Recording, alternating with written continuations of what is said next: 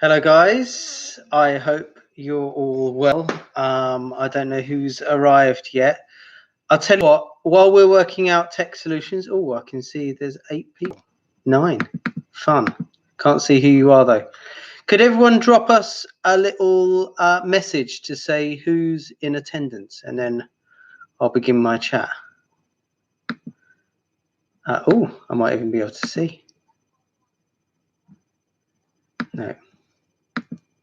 Yeah, please drop us a message, just so I know who's here, and then I can tailor the discussion accordingly.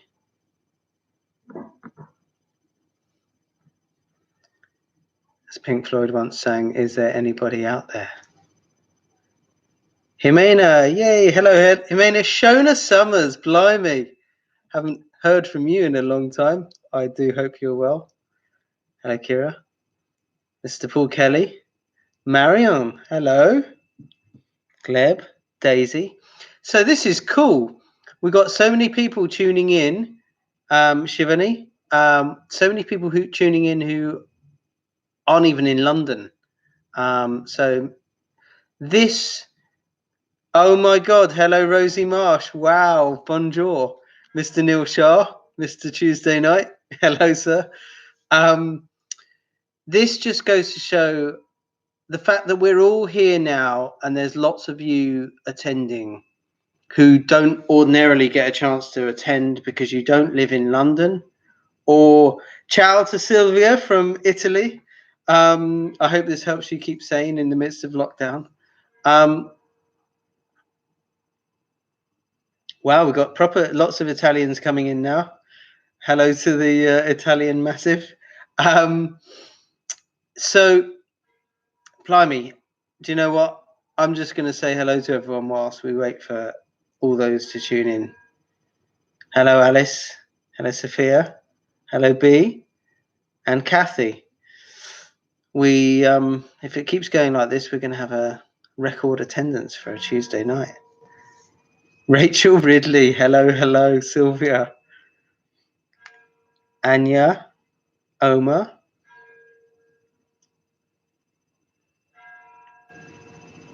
Oh, lovely. There's a lovely lady we saw called Shona and her partner Rupert. They came to our first week-long retreat in the Isle of Wight a few years ago.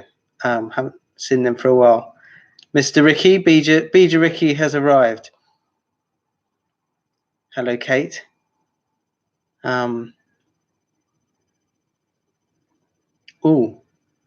Paul Kelly, apparently the link didn't work, so some people might struggle. Anyway, so I'm going to get going, and I'll just have to say hello to everyone else from the heart. Look, we're all here together. Lots of people who aren't able to participate in group meditations otherwise. And actually, we've got an amazing turnout. Hello, Manu and James. Wonderful that you can join us. So this is an ideal example of how a crisis situation doesn't have to be all bad. This goes back to the blog that we're talking about yesterday about adapting to change. And, you know, here at Beeja, the team have been working absolutely furiously. So furiously, I've now just ripped my jeans sitting down and crossed legs. And there's no shops to go and get some new ones in either. We've been working so hard these last 4 or 5 days, especially, just trying to come up with all these new solutions, adapting to circumstance, taking things online, which, as Paul and I found this afternoon, is actually, you know, even doing something as simple as this bloody YouTube live stream proved to be a nightmare. And if Jason Linney is tuning in, he actually tuned into our YouTube channel earlier and randomly caught us testing and found it absolutely hilarious. But, you know, there's so much negativity going on at the moment. It's really, really important that we look beyond that and we start to see that there are all of these opportunities that we can embrace. And obviously, I've talked about some of them in the newsletters. You know, the opportunity to be at home and to engage with things that we haven't had time for, to self-reflect, to self-connect. If any of you have been a bit slack on your twice a day practice, then you know this is your opportunity to absolutely nail it. And has there ever really been a more important time for us all to be doing the twice a day? Not only because there is just so much pressure, and that is creating so much load on our nervous systems, which is going to be dampening your experience, dampening your mood, dampening your energy levels. But it's also very important for wider society. Whether you're of a spiritual mindset or not, there is this there are these energetic fields around, and we are a part of them. We're woven in, every human is woven into them. And this is how we contribute to the collective conscious, as Carl Jung called it. He may have called it collective unconscious, I'm not sure, but it doesn't really matter. There is this consciousness that we're all woven into. And at times like this, that field of consciousness is just absolutely rinsed with fear and with anxiety and uncertainty and vulnerability and discomfort and all of these other things. And I'm sure there's a lot of people out there feeling very bleak. And we, as people, have this amazing technology to be able to tune in and find that place inside that enables us to stay calm and centered and to bring through all of this energy. It means that we not only get to stay centered and we don't just get to interact with our family in a better way, which, look, if we're all locked up, that's going to be a good thing. But we're also sending out wave after wave of calmness. And that will have a very, very calming effect on people around us. And you may not believe this, and if you don't, that's fine. But I can honestly tell you that's what's going on. And if you keep on meditating, you'll start perceiving some of these very interesting things, and you might change your tune over time. Anyway, I would like to invite questions. So if anyone has any questions before we get going into our meditation, please do write them down, because I know there's been a lot of anxieties and we're facing these changes. So, you know, I'm happy to keep it anonymous if you so wish. So just write brackets anon at the end of your question if you don't want me to say your name. But do fire your questions in, and let's have a bit of a discussion. Wait for probably another 5 minutes or so, just in case there's any late starters. Then we're going to do this wonderful meditation together and find this place of unity amongst ourselves. And then I suggest that we see out the hour and have a good chat. Obviously, if I see all the numbers dropping off, then I will take that as a little hint to shut my cake hole and let you all get on with your dinner. But let's see. Questions are coming in. Okay. Hello, Rachel Balfour. How do you, Manu's written in to say, how do you deal with people freaking out around you? I try to stay calm, but it is annoying. Yes, I'm sure more of you are finding this. First of all, find the place of compassion. People don't freak out. People don't want to be freaking out. They might be slightly addicted to their freaking outness. They might be drama queens. God knows I've known a lot of them over the years. But that's only because they feel so uncomfortable. Nobody is ever a dick willingly. Nobody grows up and says, when I'm an adult, I want to be a complete wanker. Nobody says that. Everybody wants to think of themselves as a good human being, someone who's going to do great things, who's going to be liked and all of this sort of stuff. And many people find themselves not in that place. They find themselves actually hurting. They find themselves feeling stressed and not even knowing why. They find themselves feeling out of sorts. They feel sad, grief, remorse, all of these different things. and they don't know how to deal with it. And actually, some people are just so sensitive that they feel so many things going around them. And in these big cities, a lot of what's going around is actually quite destabilizing and very fear driven. So the first thing for you, Manu, and everyone else out there, got to just try and find that place within your heart that says, I'm not going to think negatively of this person. I can critically assess that their behavior is not particularly constructive, and that's fine. But let's see if we can somehow transcend the judgmentalism. And in actual fact, quite often our judgmentalism, and indeed in this case, your annoyance, is actually an annoyance with yourself because you sometimes freak out. Anytime you get pissed off with someone else's behavior, it's because you actually display some of that yourself. So let it be a lesson for you to actually deal with your own shit rather than projecting it onto them. And then other than that, we do all of the work we know. We implement all of the tools and all of the knowledge we know to keep ourselves calm and centered. That means banging out twice a day meditation every bloody day. That means if you know other techniques like the breathing technique and the rounding technique, and if you've been on the Limitless Living course, which some of you here have, some of the techniques there, that's going to sort you out. Getting to bed early. I cannot overstate the importance during this time of craziness to get to bed by 10 o'clock, lights out by 10. There is so much that your body and your brain needs to process, and it does that processing well when you get to bed earlier. That time between 10 p.m. and midnight is absolutely crucial.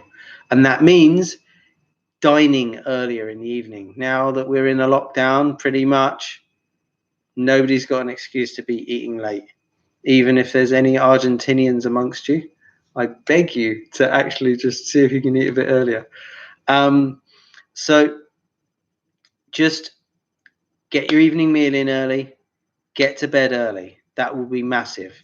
There is a question from Rachel, dear old Rachel, about tips for sleeping. We will get to that in a second.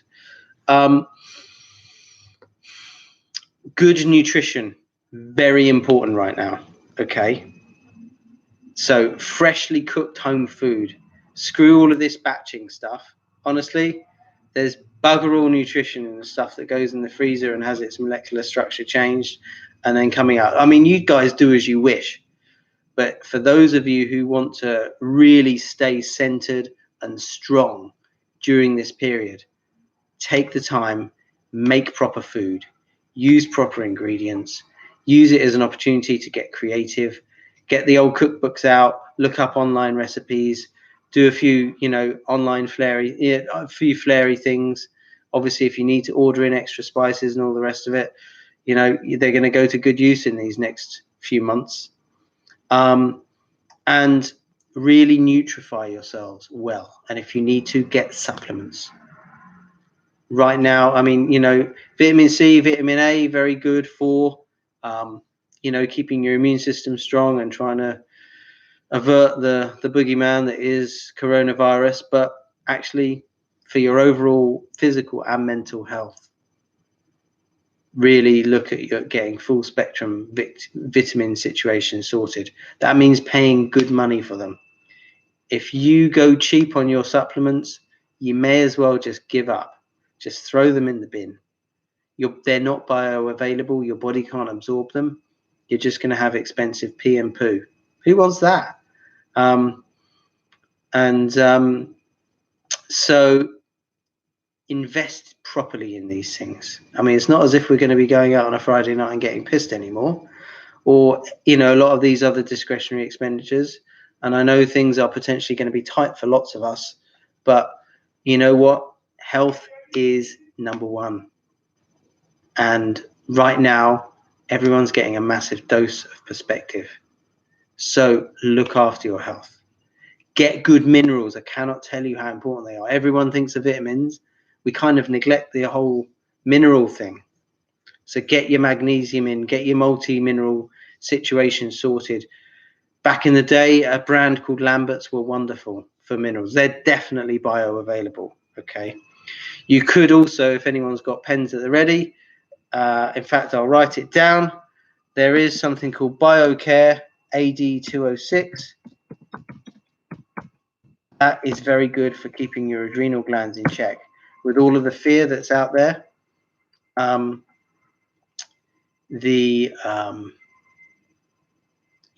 keeping your adrenals well stocked with all of the things they need is very, very, very important.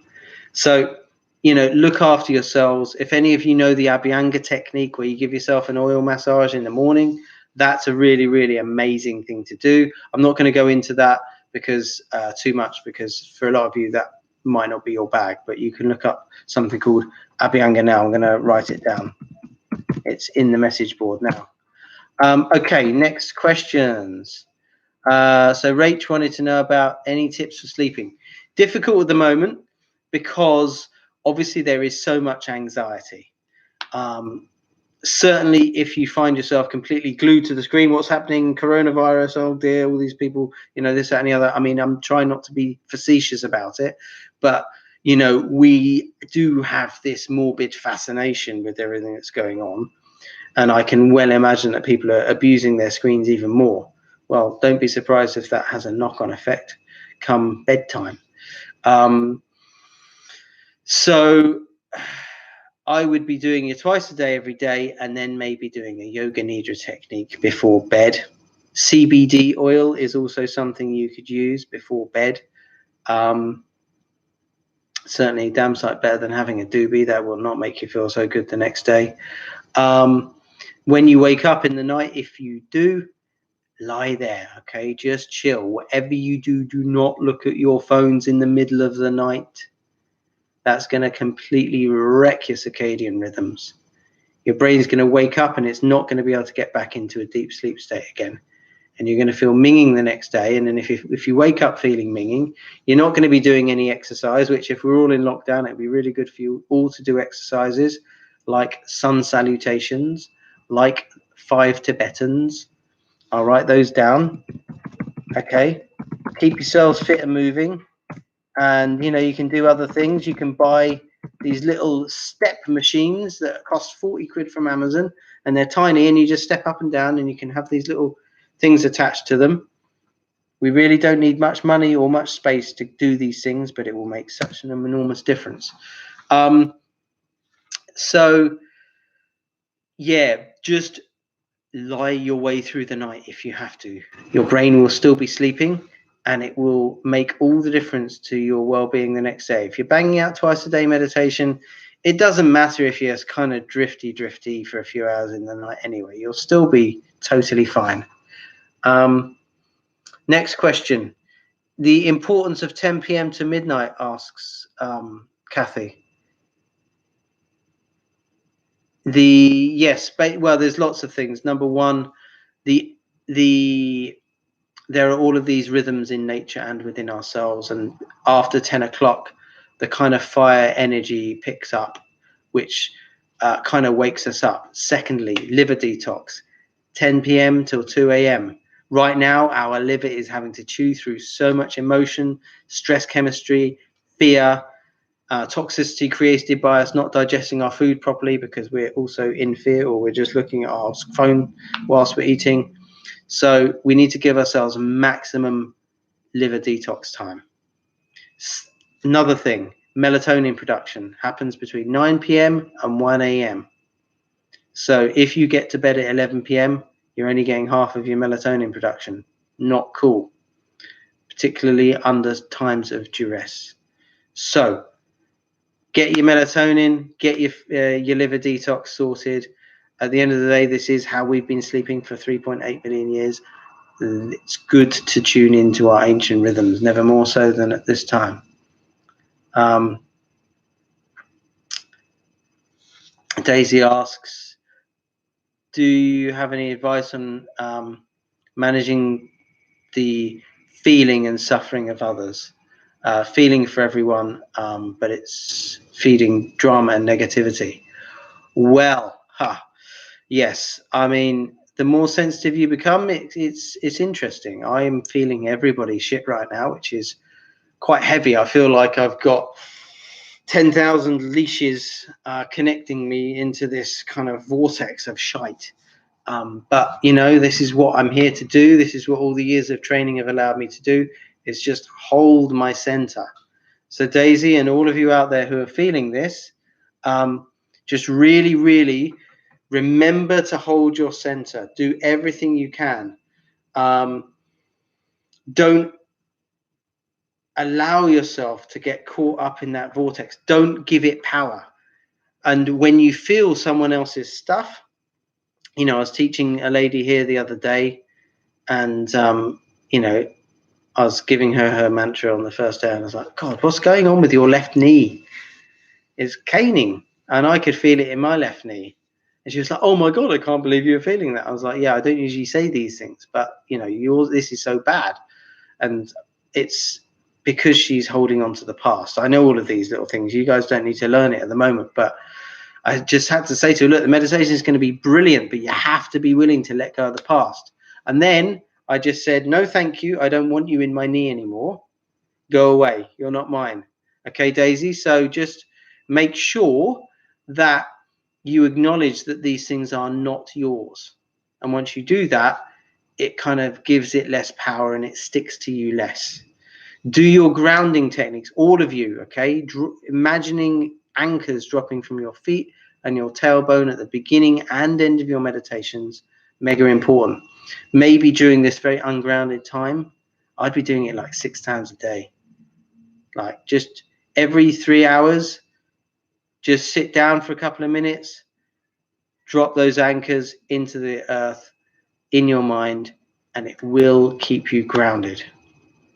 At the end of your meditation, imagine a shower of golden light coming and cleansing you of any stuff that you've picked up from other people.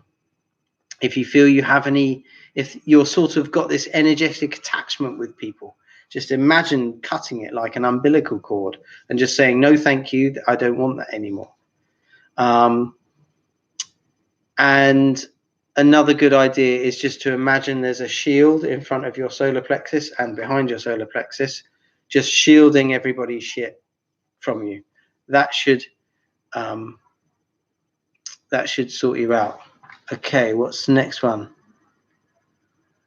Thank you, George Bray, for your supplement recommendations. George has offered Viridian, which I do remember as being a good one, Terra Nova, TERRA, and epigenetics vitamins.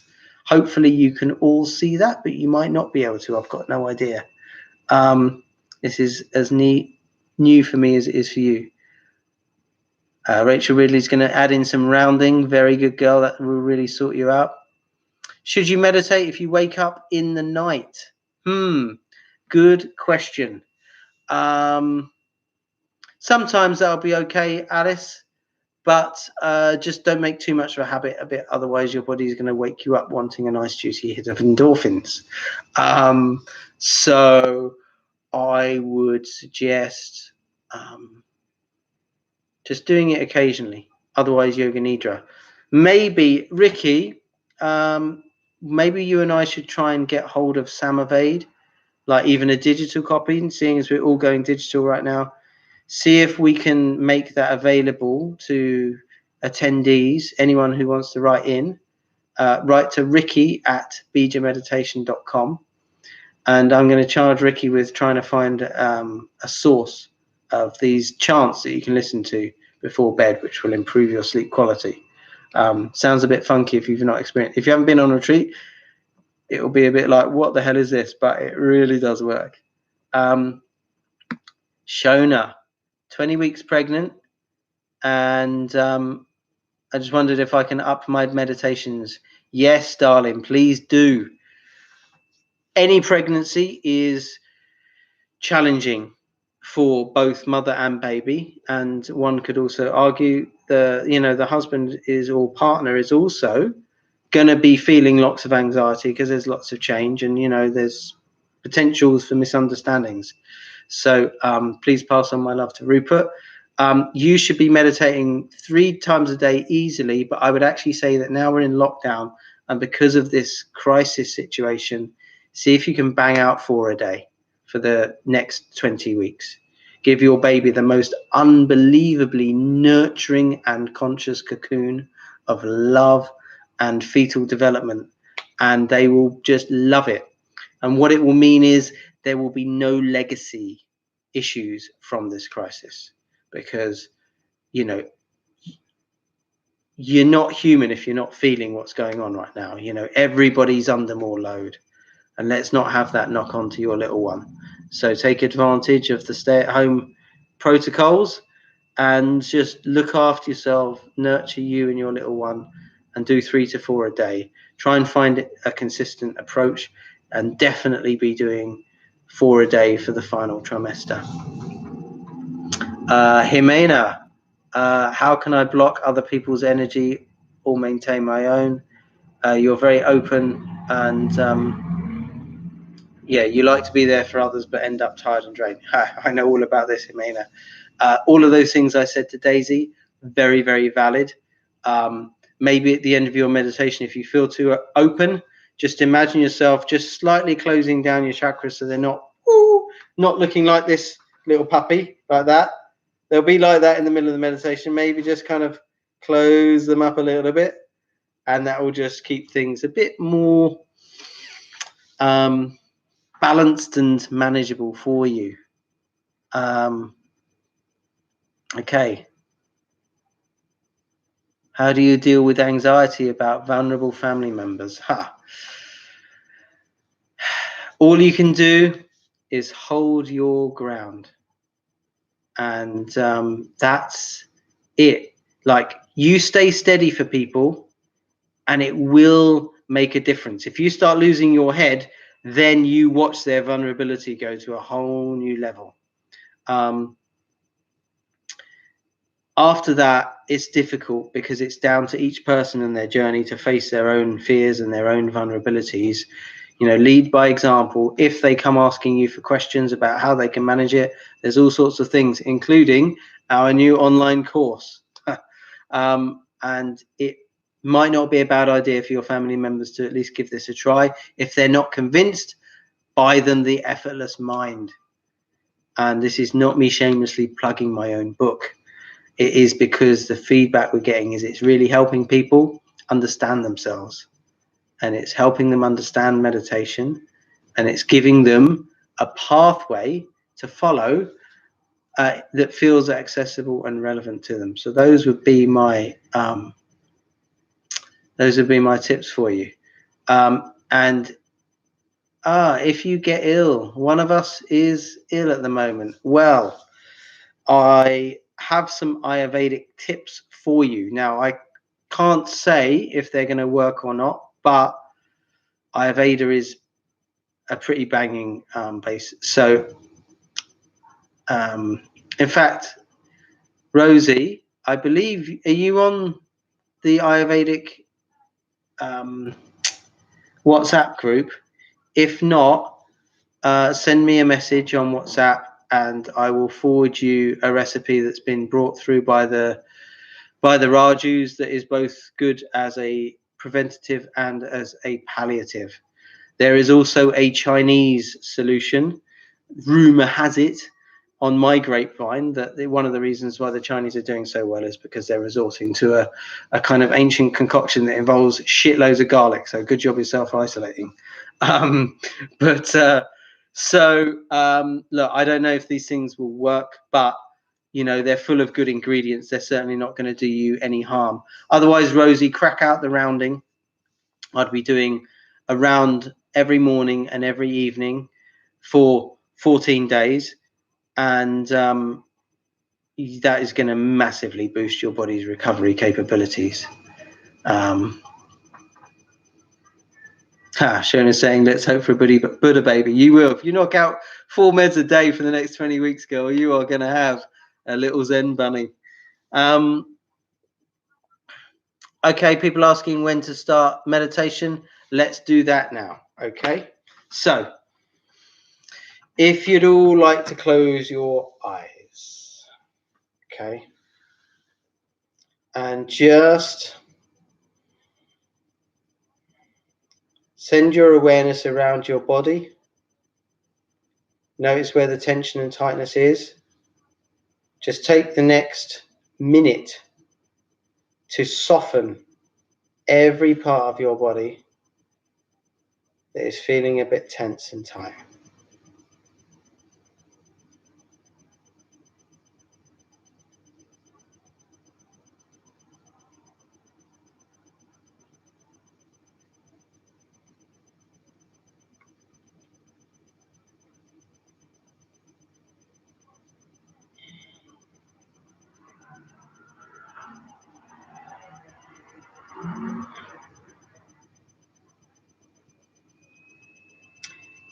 And now put your attention on your jaw and try and soften that as much as you can. Just let it release. Let it hang. Let gravity work its magic. Place your attention in your heart, center of your chest. Just imagine that softening and opening up a little bit.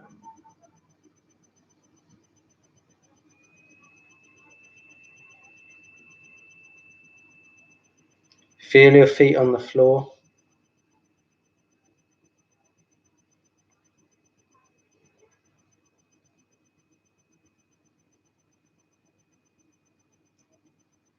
Drop anchors from the center of your feet and from your tailbone deep into the earth.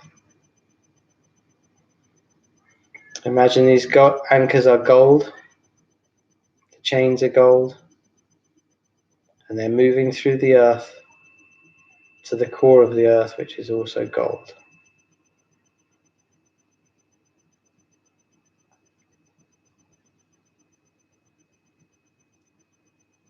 And then when you're ready, let the mantra come, remembering to be soft and gentle and nonchalant, and leaving plenty of space between each repetition.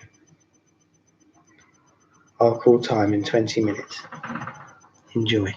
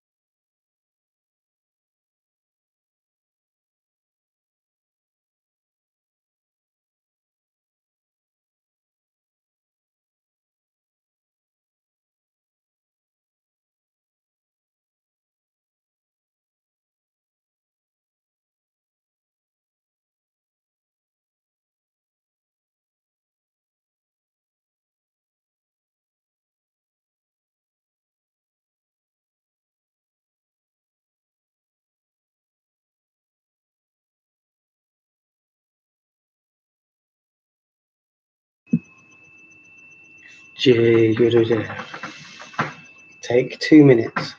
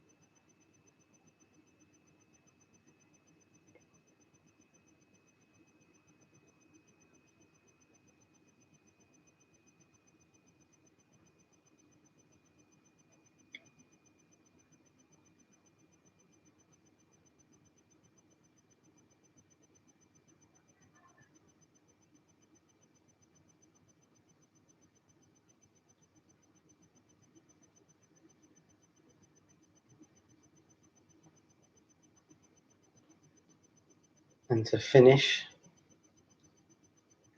drop the 3 anchors back into the earth.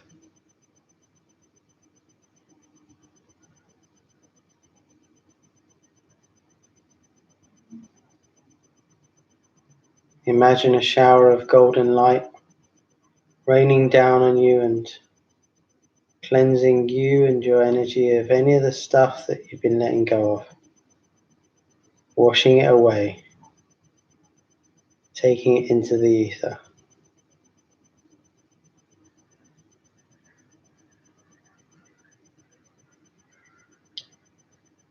And imagine yourselves in a little pyramid of gold light,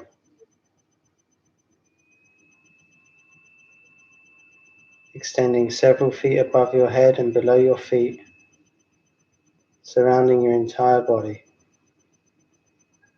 protecting you from so much of that negative energy that is bouncing around all over the show.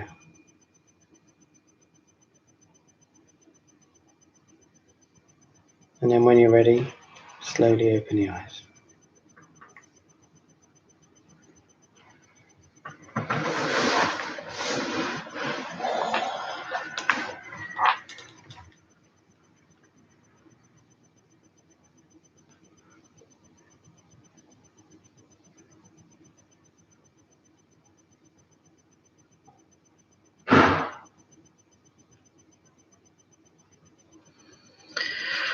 I hope that's been a suitable refresher for you all. I'm really, really heartened to see you all tuning in. And I think it's very important that we come together at this time and do everything we can to stay connected and to help support each other through this very challenging time. And through that, we'll be able to do so much more for the world at large.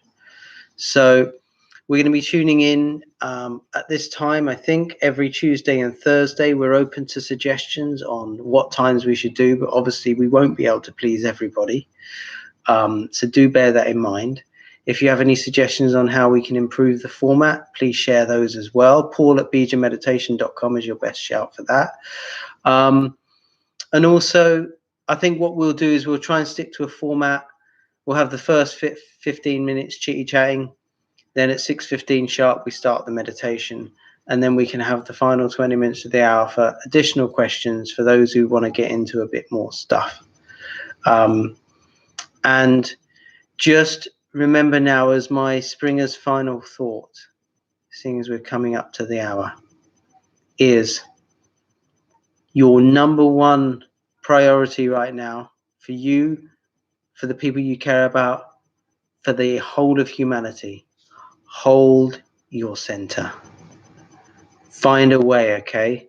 This is what your training is for, to really, really stay there. Now, if you don't manage it, that's fine. If you feel vulnerable, that's fine. Don't dismiss that. We must own our feelings, all of them. And it doesn't matter how long we've been meditating, we're still going to feel stuff, okay, that is not our preference, particularly when there's so much going on and we may well be feeling other people's stuff. So also remember, it might not be yours. But if it is yours, that's because it needs to be dealt with, and it's an opportunity. It's time to reframe everything.